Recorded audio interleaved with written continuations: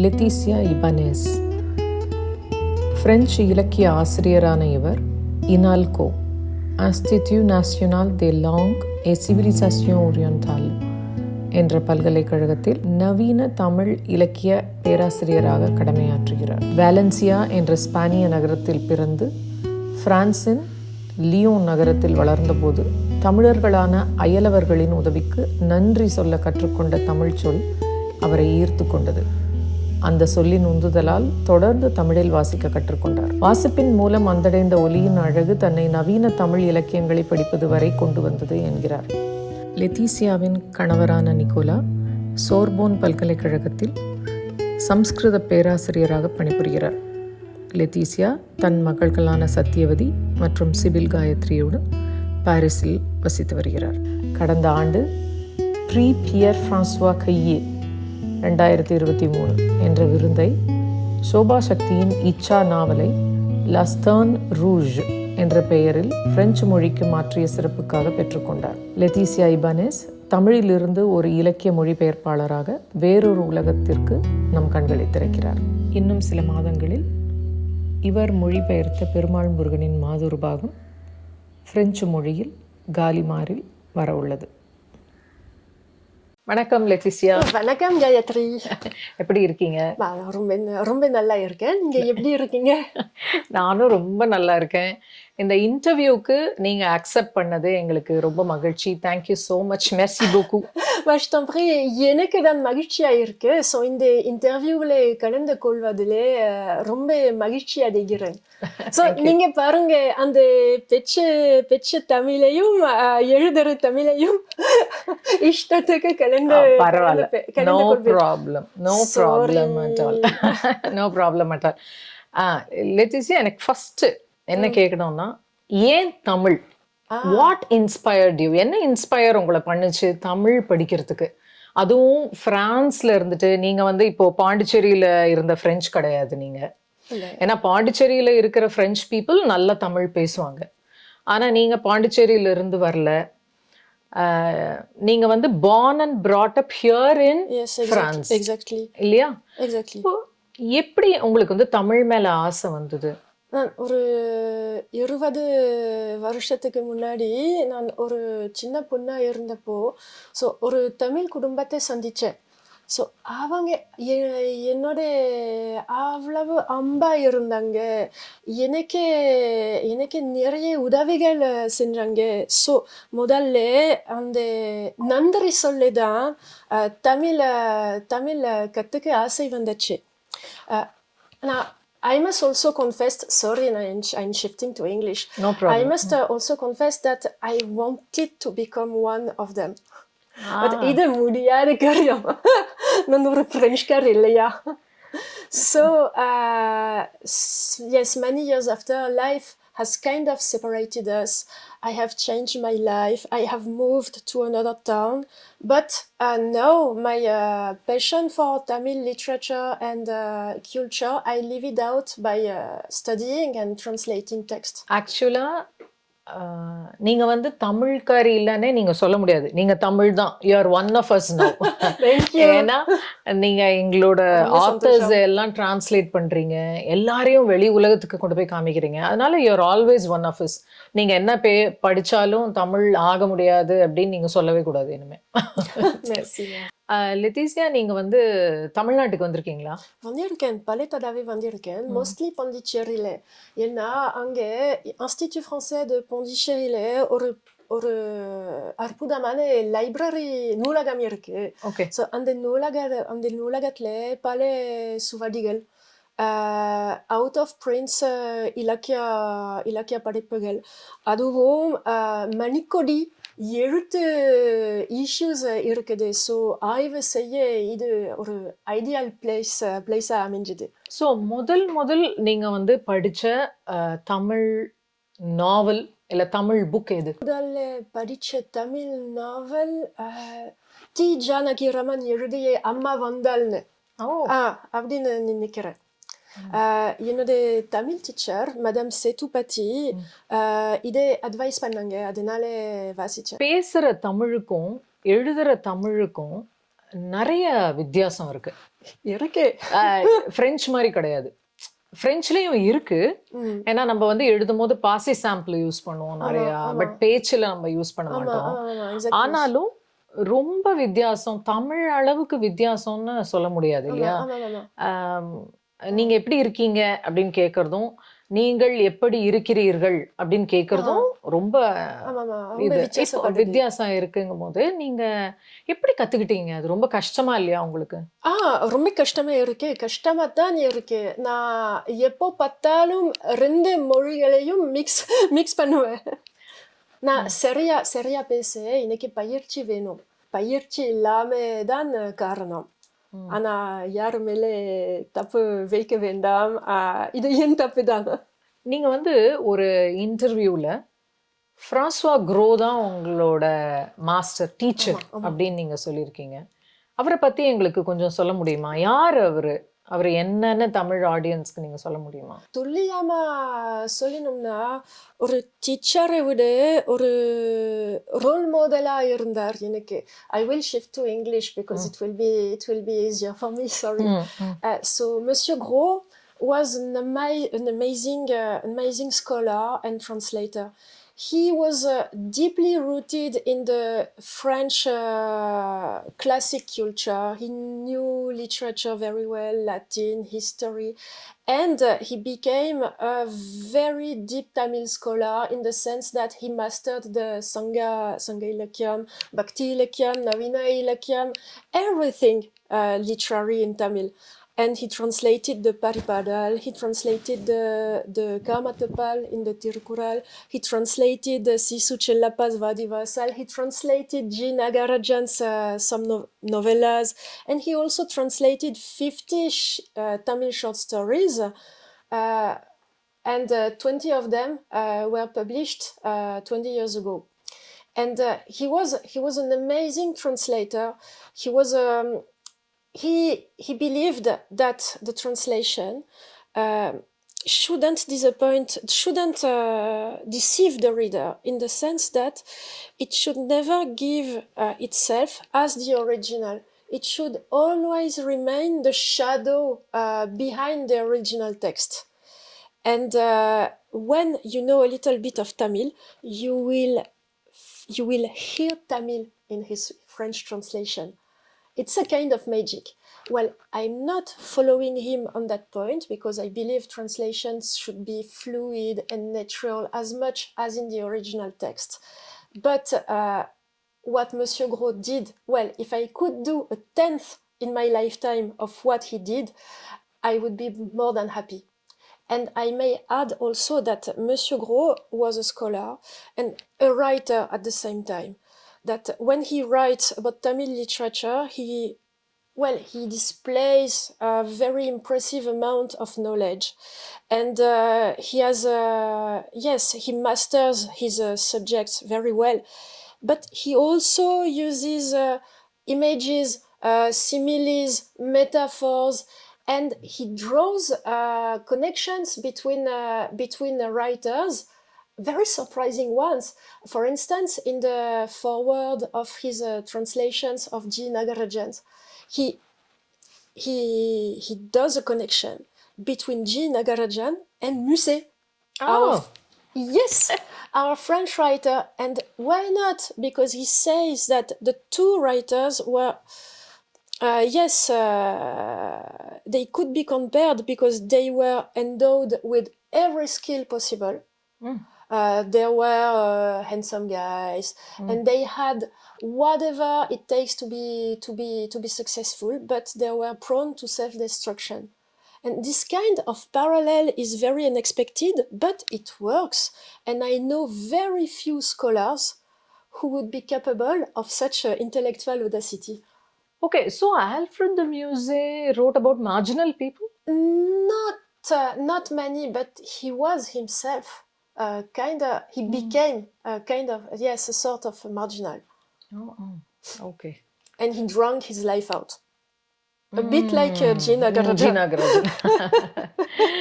Okay. நீங்க வந்து Tamil writers கிட்டயும், இப்ப இருக்கிற கண்டெம்பரரி தமிழ் ரைட்டர்ஸ் கிட்டயும், பிரெஞ்ச் ரைட்டர்ஸ் கிட்டயும் என்ன டிஃபரன்ஸ் பாக்குறீங்க? I will shift to English this time also. So there is the difference in the socio-cultural soil, which brings teams, but very different teams, but also a different way of thinking and a different style. And there is also the sentences, the grammar, which generates different styles and a different sense of rhythm.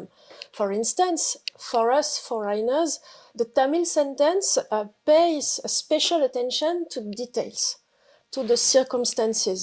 You have many circumstantial complements before the principal action, before the principal verb. Yes, because verb come at last. Yes. For us. Yes, verb like come at last. left branching grammar. Yes. And this can bring drama in a narrative. Yes, because you see the circumstances before the main action. This can bring a very specific sense of drama, but in French, this is absolutely not the same. French sentences are way more synthetic, I would even say surgical. And if you give too much context, you will have to be a kind of Proust if you don't want to feel very heavy. For instance, I was working with my students on a short story by Jayakantan, Yuga Chanti. And can I take the sentence? So with the students, we were trying to translate Yuga Chanti, some excerpts from Yuga Chanti. And there is that scene when Ganesh Iyer receives a letter in which his daughter Gita, who is widowed, says that she will marry the next week with or without his blessings. And you have the following sentence in Tamil. So, தாயின் அருகே அமர்ந்து இனிமையான சூழ்நிலையில் மகிழ்ச்சியுடன் இருந்த கணேசய்யரின் முகம் திடீரென இருளடைந்தது. How to make it French? For now, I haven't found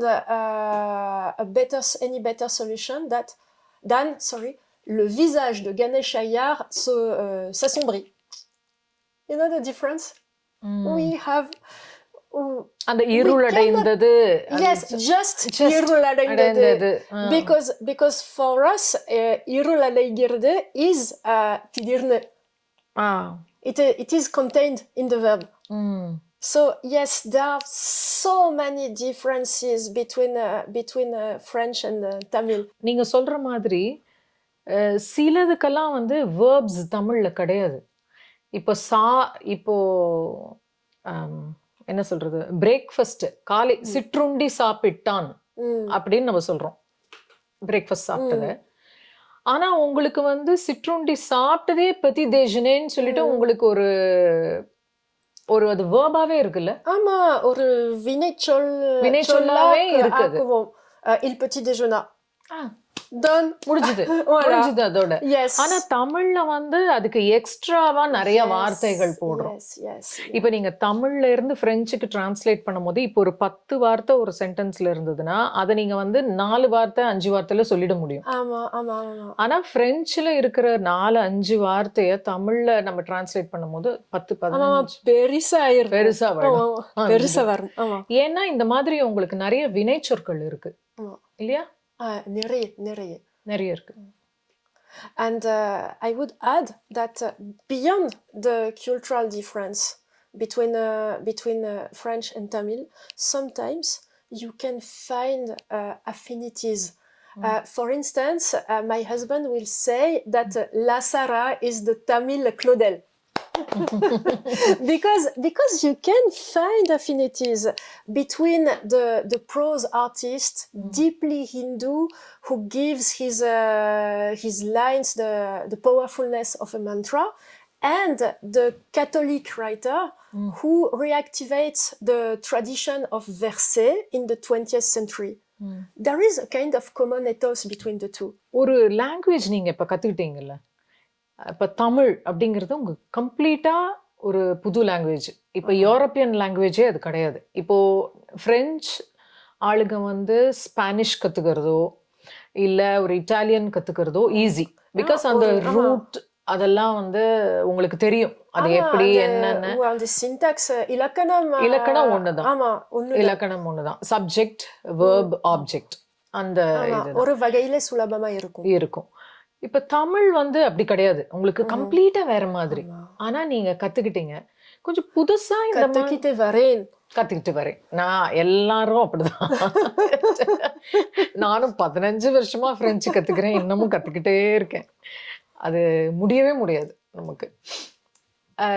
உங்களால முடியும். நீங்க பிரெஞ்சு பேசுறீங்க. நீங்களும் தமிழ் பேசுறீங்க. ஓரளவுக்கு மட்டும்தான். ஸோ இப்போ புதுசா ஒரு மொழியை கத்துக்கிறவங்களுக்கு என்ன டிப்ஸ் கொடுப்பீங்க? நான் தமிழ் கத்துக்கிட்டே வரேன். இப்போ 15 வருஷத்துக்கு அப்புறம் முடியல. ஸோ நான் எந்த வகை டிப்ஸ்களையும் கொடுக்க முடியாது. I am not the right person to give tips. No you are the right person. ஏன்னா நீங்க என்ன நீங்க எப்படி கத்துக்கிறீங்க? ஃபர்ஸ்ட் அந்த லாங்குவேஜ் வந்து எப்படி கத்துப்பீங்க? இப்ப என்ன கேட்டா நான் எப்படி கத்துக்கிறேன் அப்படின்னு சொன்னா ஒரு டிப் மனசுக்கு வருது. சொல்லுங்க. நிறைய சீரியல்ஸ் வைக்கணும். ஏன்னா ஒரு சீரியல்ல அதிகமா ரிப்பீட் பண்ணுவாங்க. ஐயோ என்னாச்சு அந்த மாதிரி 4 தடவை. ரஞ்சிதாவே ஆஸ்பத்திரிக்கு கூட்டிட்டு போனாங்களா? ஆமா போனாங்க. இந்த மாதிரி தமிழ் சீரியல்ஸ் பார்த்தா ஓரளவுக்கு கத்துக்கலாம். அதே மாதிரி பிரெஞ்சு சீரியல்ஸ் பத்துக்கிட்டு இருந்தா ஓரளவுக்கு பிரெஞ்சு வரும். ஏன்னா அந்த எல்லா சீரியல்ஸ்களும் ஒண்ணுதான். Les Feux de l'amour பார்த்திருக்கீங்களா? இல்ல, நான் பாக்குறேன் இனிமே. Je t'aime Joe. Tu m'aimes Samantha? Oui, je t'aime Joe. கண்டிப்பா பாக்கணும். அப்ப அத பார்த்து நாங்க கத்துக்கிறோம். ரொம்ப மெல்லா பேசுவாங்க. சரி, நீங்க என்ன தமிழ் சீரியல் பார்த்திருக்கீங்க? என்ன பார்த்து கத்துக்கிறீங்க? நீங்க சொல்லுங்களேன் எங்க ஆடியன்ஸ்க்கு. நான் சின்ன பொண்ணா இருந்தப்போ கோலங்கள் பார்த்தேன். அதே மாதிரி 3 முடிச்சு. இப்போ டைம் கிடைக்கும் போது மல்லியை பார்ப்பேன். மல்லிகையா? மல்லின்னு ஒரு சீரியல். மல்லி சோ தினமும் யூடியூப்ல வரும். ஓகே. சோ அந்த சீரியல்ஸ்களை பார்க்கறது சோ எனக்கு ஓரளவுக்கு பயிற்சி தரும். அதனால பார்ப்பேன். Very good. டைம் கிடைக்கும் போது எல்லாம். பட் தமிழ் இலக்கணம் வந்து உங்களுக்கு கஷ்டமா இல்லையா? ஆமா, ரொம்ப கஷ்டமா இருக்கு. இன்னும் பிடிப்படல. இப்போ வந்து பிரெஞ்சு வந்து ரொம்ப மெத்தாடிக்கலா இருக்கிற மாதிரி நான் நினைக்கிறேன். Not just French, Roman languages எல்லாமே ரொம்ப மெத்தாடிக்கலா இருக்கும். ஒரு ஆர்டர் இருக்கும். மேபி நாங்க வந்து மதர் டங் தமிழுங்கிறதுனால எங்களுக்கு வந்து நாங்க அப்படி மெத்தாடிக்கலா கத்துக்கிட்டோமான்னு எனக்கு தெரியல. எனக்கு அவ்வளவா. பட் இப்போ வேர்ப்ஸ் எல்லாம் வந்து கான்ஜுகேஷன்ஸ் இருக்கிற மாதிரி இப்போ எங்களுக்கு வந்து நவுன் டிக்ளென்ஷன்ஸ் இருக்குல்ல.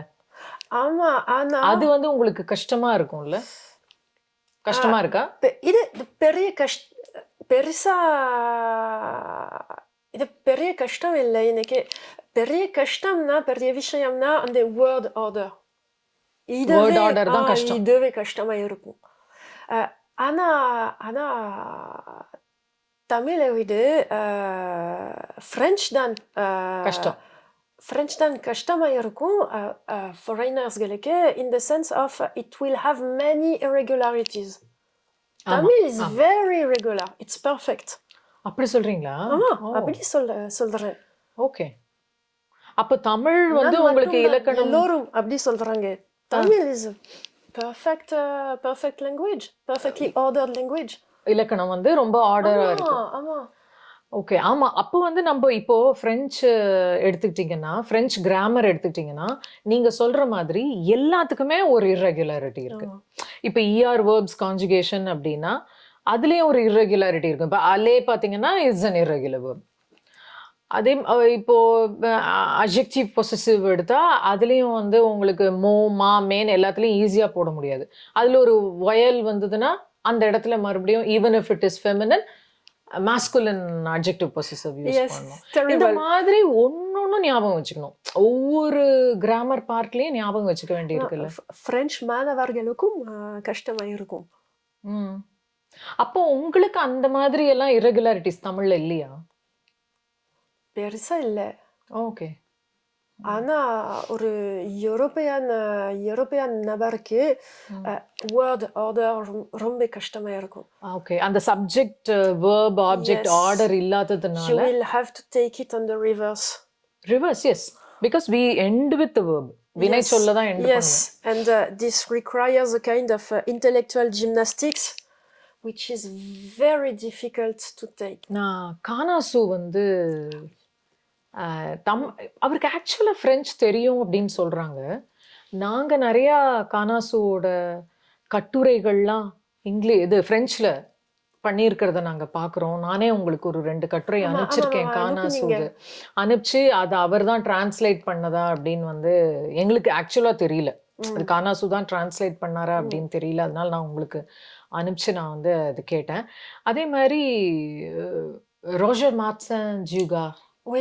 அவரோட புக்கு கூட வந்து கானாசு டிரான்ஸ்லேட் பண்ணியிருக்காரு. தபால்காரன்னு சொல்லிட்டு.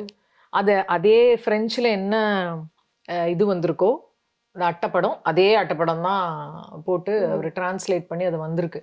இப்போ மார்க்கெட்ல எல்லாம் நாங்க மறுபடியும் அதை கொண்டு வர போறோம் அந்த புக்கை. சிறப்பு. ஆமா. அப்ப கானாசு வந்து உங்களுக்கு ஏதாவது தெரியுமா? கானாசு பிரெஞ்சுல இருந்துதான் அதை பண்ணாரா? ஏன்னா அவர் வந்து ஆல்பர் கேமியோட ஃப்ரெண்டு. அவர் வீட்டுல இருந்திருக்காரு அப்படின்னு சொல்றாங்க. ஓகே. இது இன்னைக்கு தெரியாத விஷயம். எனக்கு கானாசுவை பத்தி ஓரளவுக்கு மட்டும்தான் தெரியும். நான் மௌனி, தமிழ் இலக்கியத்தை பற்றி எழுதின அவர் கட்டுரைகளை மட்டும்தான் படித்தேன். உதாரணத்துக்கு எழுத்து இலக்கிய வட்டத்தில் வந்த கட்டுரைகளை படித்தேன். ஆனால் yes, I know that he was a Francophile and that he even went to France. And someone told me that he met Albert Camus. I didn't know it was in his place. And that Albert Camus so questioned him about the social responsibility of the writer. And for Camus, it was a very uneasy question because he defended art for art's sake. And yes, but Canasu's Francophilia it deserves an extensive research and a very thick article. If someone could research on that part of his works, it would be great. Yes. So ஆனா நீங்க இப்ப இந்த இதெல்லாம் சொன்னீங்கல்ல,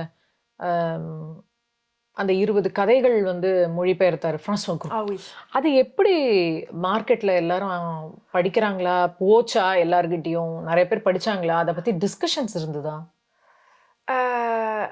எனக்கு அதை பற்றி எனக்கு தெரியல. ஏன்னா அந்த புஸ்தகம் வெளிவந்த போது நான் சின்ன பொண்ணா இருந்தேன். ஸோ படிக்கிற பொண்ணா இருந்தேன். அதுவும் மிஸ்டர் க்ரோ 4 வருஷத்துக்கு முன்னாடி இறந்து போனாரு. ஸோ அதை பற்றி டிஸ்கஸ் பண்ண வாய்ப்பு அமையலை. வருத்தப்படுறேன். ஆனால் எனக்கு தெரிஞ்சது ஒன்று என்னன்னா, அந்த புக் ஒரு தடவை republishing ஆயிடுச்சு. Okay. So it is a sign of a relative success. Okay. இல்ல 20 வருஷத்துக்கு முன்னாடி. ஸோ ஃபர்ஸ்ட் தலைப்புன்னா l'arbre nagalinga. Okay. Because it was the title of a short story by Rachudamani. So it was the first title, and the publisher republished it. Yes, republished it under the title Les Chevaux d'Ayanar. Because of, I think because of Vela Ramamurthy's short story. So they republished it under a new title to sell more, apparently. Okay. Did they sell more? I don't know. I don't know. I really don't know. But these short stories were, the very existence of this book is a blessing because it covers the history of Tamil short story from Pudumepitan to Vela Ramamurthy. So it is a treasure. Kandipa. For 100 readers, maybe. But treasure still. I know. இப்போ நீங்க audience வந்து ஒரு 100 பேருக்காக தான் அப்படின்னு சொன்னீங்கல்ல. இப்ப தமிழ்ல கூட வந்து வாசிக்கிறவங்க ரொம்ப கம்மியாயாச்சு. நிறைய பேர் புக் வாசிக்கிறது இல்ல. இப்போ நான் ஒரு பதிப்பாளரா as a பப்ளிஷரா எங்களுக்கு தெரியும் எவ்வளோ பேர் இப்போ வாசிக்கிறாங்க அப்படின்ட்டு. இப்போ பிரான்ஸ்ல எப்படி இருக்கு? ஏன்னா முன்னாடி எல்லாம் வந்து இங்க எப்ப பாரு மெட்ரோல எல்லாம் கூட புக் வச்சு படிச்சுட்டு போவாங்க அப்படின்னு நான் பார்த்திருக்கேன். இப்போ வந்து இப்பவும் நான் பார்க்கறேன். நான் ஒரு 2-3 பேரெல்லாம் மெட்ரோல பார்த்தேன். ஜார்ஜ் பாம்பிடூ கீழே உட்காந்து புக் எல்லாம் படிக்கிறது பார்த்தேன். இங்க புக் படிக்கிறது கம்மியாயிடுச்சா? ஆமா. இது புக்ஸ்களே பொறுத்து இருக்கு. ஏன்னா அந்த மெட்ரோல படிக்கப்படும் books mostly commercial books. And I will tell you that sometimes those books are made in order that it are made so that every chapter needs 20 minutes duration. So the average time for public transportation. But no high literature doesn't sell. இப்போ Nobel prize for literature பார்த்தீங்கன்னா கிட்டத்தட்ட 14-15 French authors வந்து வாங்கியிருக்காங்க. இப்போ கூட போன வருஷத்துக்கு முந்தின வருஷம் ஆனி எர்னோ வாங்கினாங்க. ஸோ தமிழ் ஆத்தர்ஸ் வந்து யாருமே இது வரைக்கும் ஆக்சுவலா வாங்கினது கிடையாது. நீங்க என்ன நினைக்கிறீங்க? தமிழ் ஆத்தர்ஸ் வந்து நோபல் பிரைஸ் வாங்குறவங்கள விட கம்மியா எழுதுறாங்களா? இல்ல எதனால வந்து அவங்க வந்து இல்ல நல்ல ஒரு டிரான்ஸ்லேஷன் வெளியில போகாதனால அவங்களுக்கு வந்து நோபல் அவார்டு வந்து கிடைக்கலையா? எதனால அவங்களுக்கு கிடைக்கல? ஏன் யாருக்குமே கிடைக்கல? நீங்க I think that there are so many criteria for giving the Nobel Prize beyond literary quality. And the first criterion is that the works, Nobelizable works, have to be known worldwide and widely translated. And take, for example, the first Indian Nobel Prize, Tagore. He got it in maybe 1913, I think. Why? Because he self-translated the Gitanjali.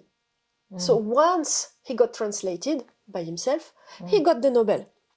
And I suppose that Bharatiya could have won the Nobel if he had had a very skilled translator during his lifetime, because his works meet the Nobel's criteria, which are modernity, creativity, humanism, and also a universal scope.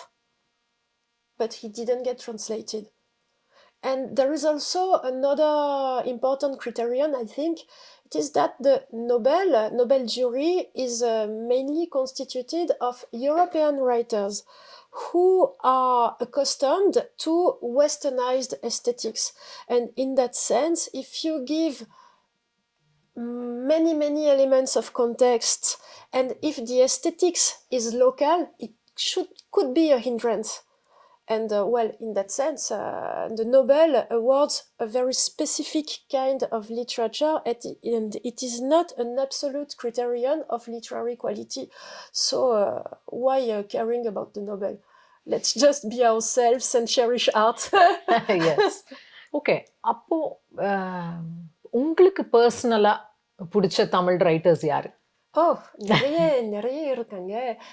முதல்ல I would say Lasara. It's my dream to translate one collection of his short stories. For example, Anjali. I would dream to translate this collection, but I am struggling to find a publisher. So La Sara is definitely my favorite. I like Mauni very much and T. Janakiraman.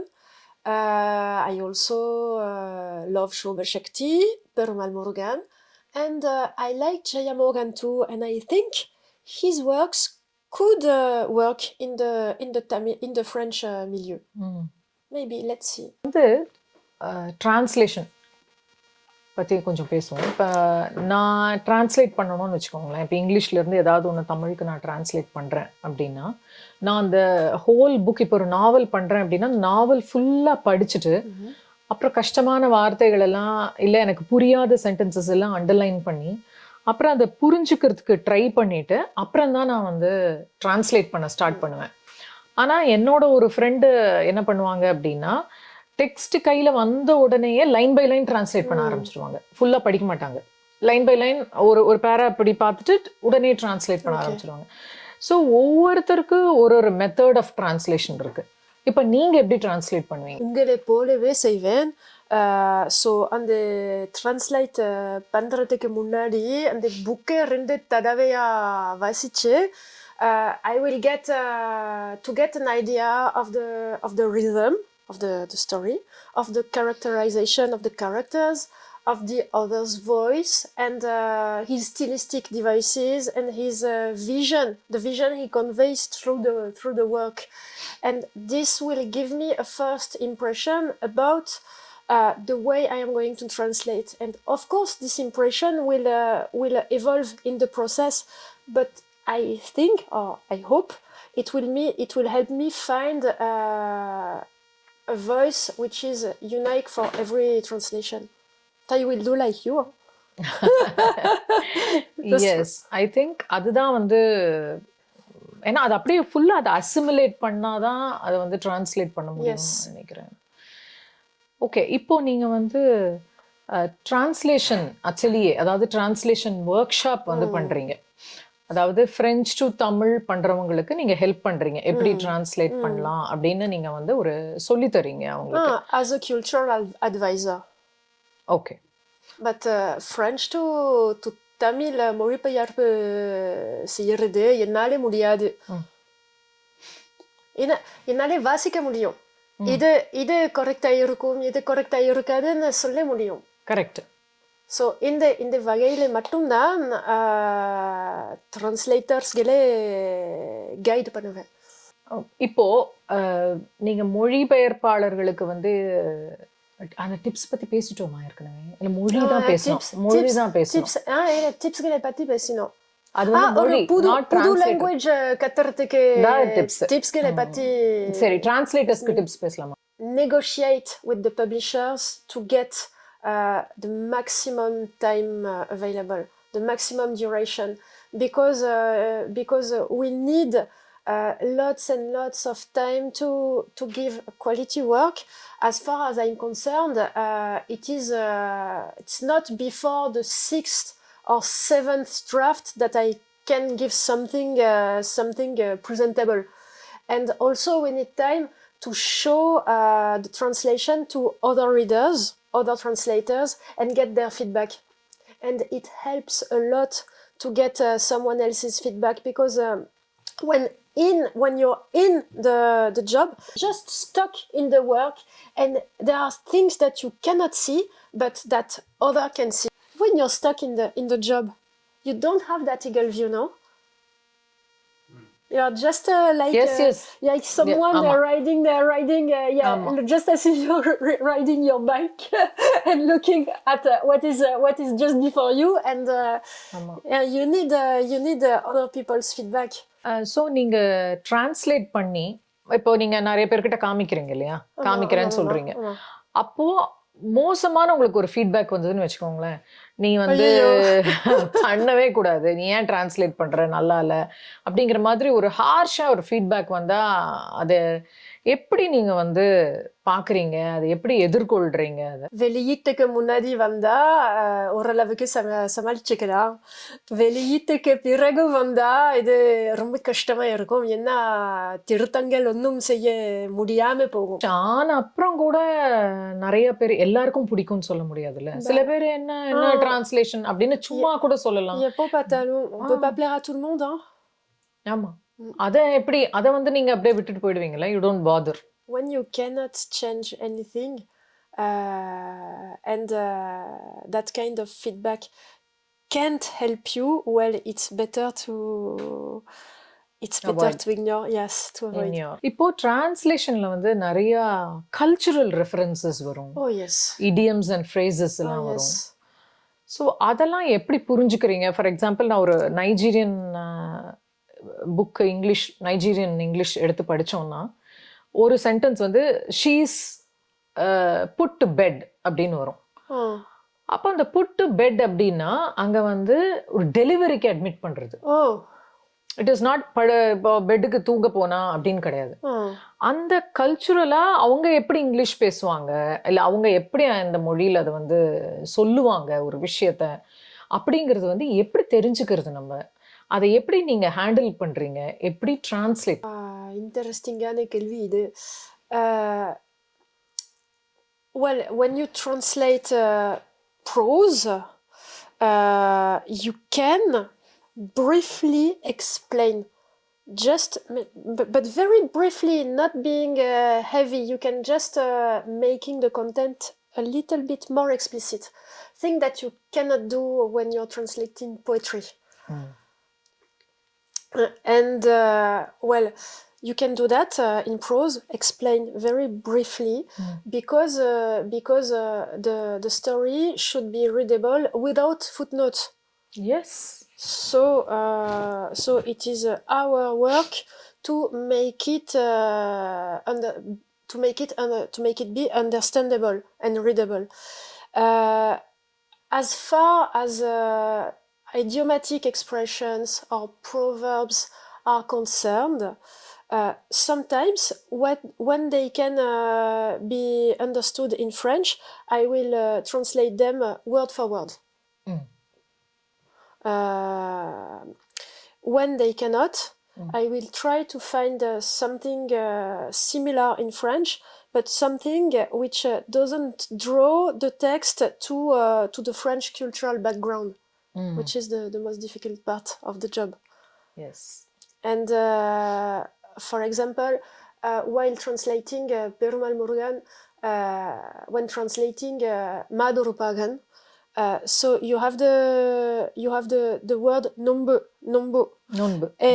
And for us, it is very close to our carême. Because carême are the 40 days before Easter. Lenten. Yes, when the Catholics restrain on many things before the great festival. But one cannot put carême because it's too Catholic. So I chose jeûne. Jeûne. Which is quite restrictive, but which doesn't have any religious connotations. I think you have to be a poet to translate poetry. Oh, yes. No? Oh, yes. I'm terribly bad at translating poetry.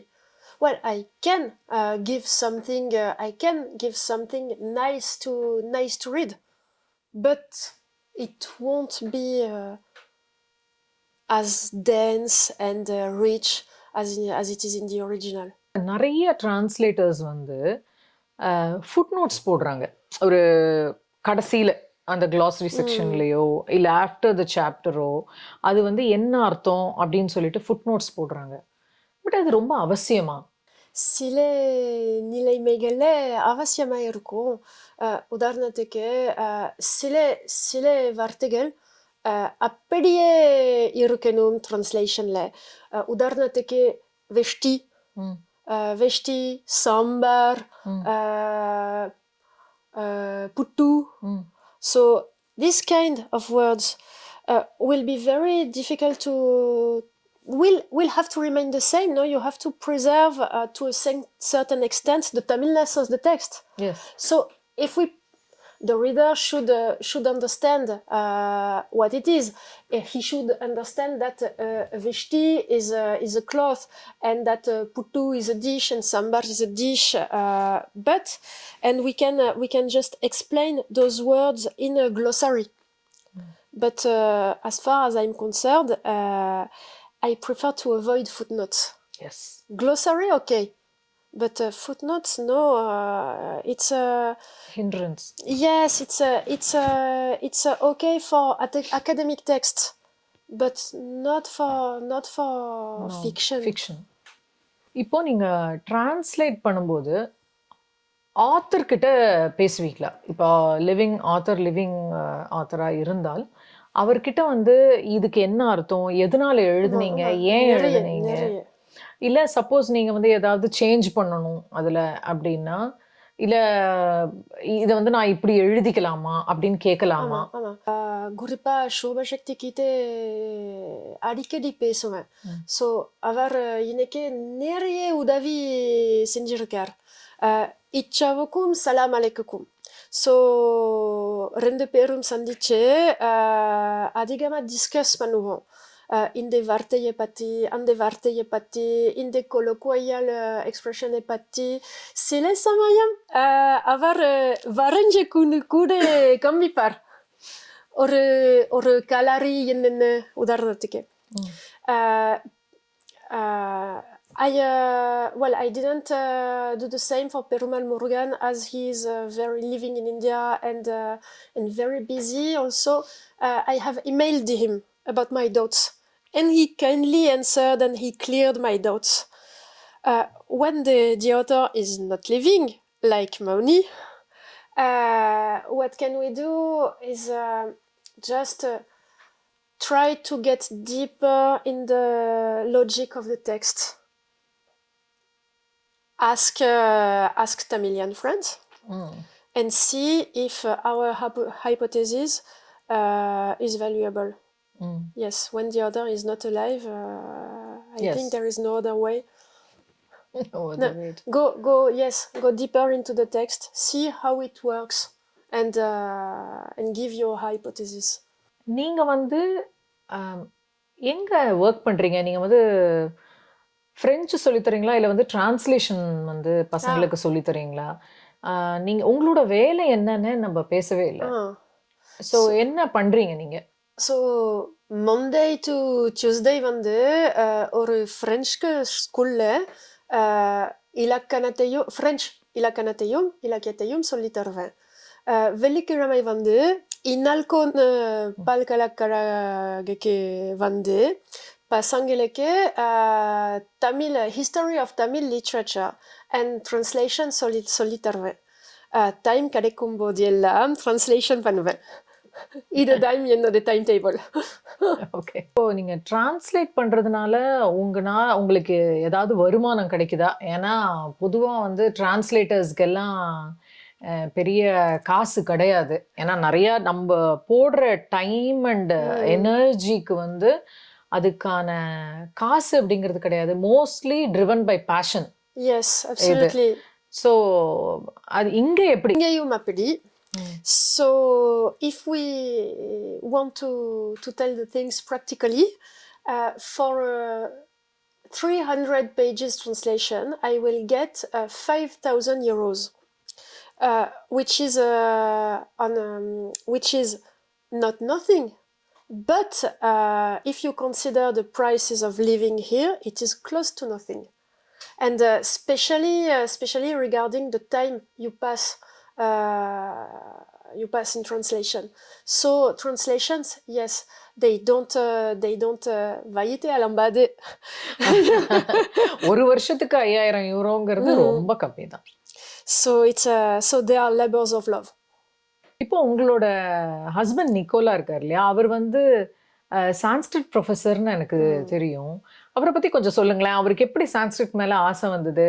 அவர் எதுல PhD பண்ணியிருக்காரு? எங்க work பண்றாரு?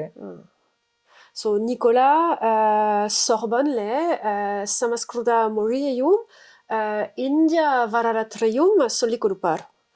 So Nicolas, as far as he told me, he got interested in Sanskrit because of his love for Latin, for classical languages. So he was drew to Sanskrit by this way, and as it attracted him, and as I believe, he may be a French, but he's a Hindu at the core. His way of thinking is deeply Hindu, and well, it's no doubt that he loved Sanskrit, and so he was attracted to Sanskrit, and but he doesn't study Sanskrit for the language itself, but for the implications it can have in today's India. For instance, he did his PhD about Parashurama from the ancient sources to present-day India. And he does interdisciplinary work confronting Sanskrit texts and also analysis of present-day India. இப்போ நம்ம rapid fire கொஸ்டின்ஸ்க்கு போகலாம்.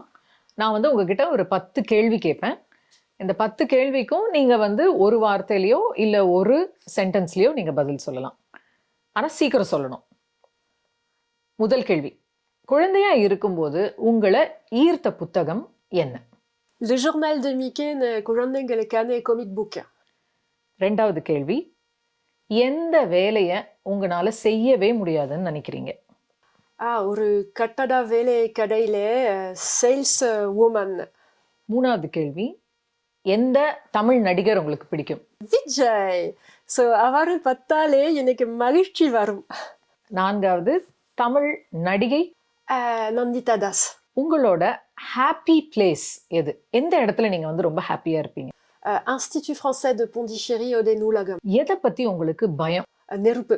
உங்க லைஃபை வந்து நீங்க rewind பண்ண விரும்புறீங்களா? முடிஞ்சா நான் செஞ்ச தப்புகளை எல்லாம் எரேஸ் பண்ணிடுவேன். நீங்க ஒரு தீவுல மாட்டிக்கிட்டீங்கன்னா யாரோட மாட்டிக்க விரும்புறீங்க? ஸோ என்னோட 2 மகள்களோடவும் என்னோட வீட்டுக்காரரோடவும் இருப்பேன். உங்களுடைய முதல் காதல், அதை பத்தி கொஞ்சம் சொல்லுங்களேன்.